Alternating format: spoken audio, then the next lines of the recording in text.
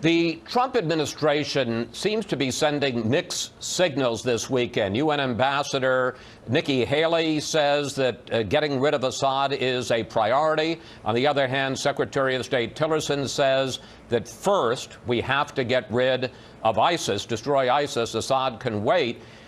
So which is it? How does the president see this playing out in Syria? Well, both Secretary Tillerson and Ambassador Haley are right about this. I mean, it's what we really need to do, and what everyone who's involved in this conflict needs to do, is to do everything they can to resolve this civil war, to halt this humanitarian catastrophe, this political catastrophe, not only in Syria, but in a catastrophe that is affecting the greater Middle East, it's affecting Europe, and it's a threat to the American people as well. And so to do that, what's required is some kind of a political solution to that very complex problem. And what Ambassador Haley pointed out is it's very difficult to understand how a political solution could result from a continuation of the Assad regime.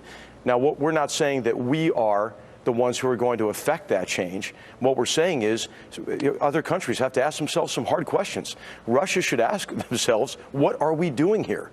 Why are we supporting this murderous regime that is committing mass murder of its own population and using the most heinous weapons available? So I think that while people are really anxious to find inconsistencies in those statements, they are, in fact, very consistent in terms of what is the ultimate political objective in Syria. I understand that that's the ultimate political objective, but Secretary Tillerson said destroying ISIS must come first. You don't seem to be saying that. No, that's exactly what we're saying. We have seen what ISIS does, right? How ISIS brutalizes people, how ISIS has now established control of territory and populations and resources, and grown then in strength in its threat to all civilized peoples. So we are conducting very effective operations alongside our partners in Syria and in Iraq to defeat ISIS, to destroy ISIS and reestablish control of that territory, control of those populations, protect those populations, allow refugees to come back, begin reconstruction, sir, and allow the resources. I'm just trying to clear this up. Is it two separate tracks at the same time, or does ISIS have to happen first before we and the international community move to depose Assad? Well, I think as you saw with the strike, that there has to be a degree of simultaneous activity as well as a sequencing of the defeat of ISIS first. What you have in Syria is a very destructive cycle of violence, perpetuated by ISIS, obviously, but also by this regime and their Iranian and Russian sponsors. And so what we have to be able to do is to work together with our allies and partners to help resolve this conflict. And the resolution of the conflict will entail each of the elements that you're talking about, Chris.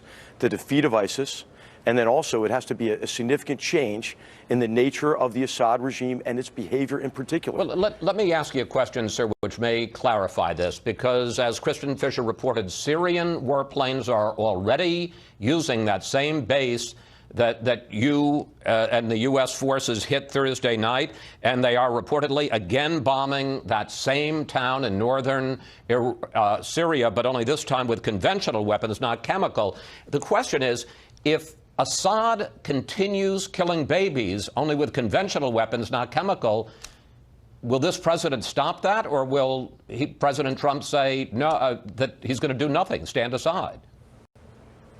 Well, I think what's important to remember is our objective was to deter the continued use, because there's been a pattern of use of chemical weapons by the Assad regime in his mass murder attacks against innocent civilians.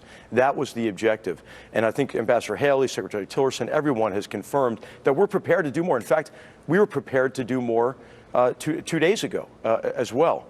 And so what's significant about this strike is not that it was meant to take out the Syrian regime's capacity or ability to commit mass murder of its own people, but it was to be a very strong signal to Assad and his sponsors that the United States cannot stand idly by as he is murdering innocent civilians. What was a red line in 2013? And so that was the important objective to keep in mind here. But sir, the other significant thing about this, though, he's continuing the mass murder. So the question is, if he uses conventional weapons, is President Trump prepared to stop him from using conventional weapons to slaughter innocent civilians?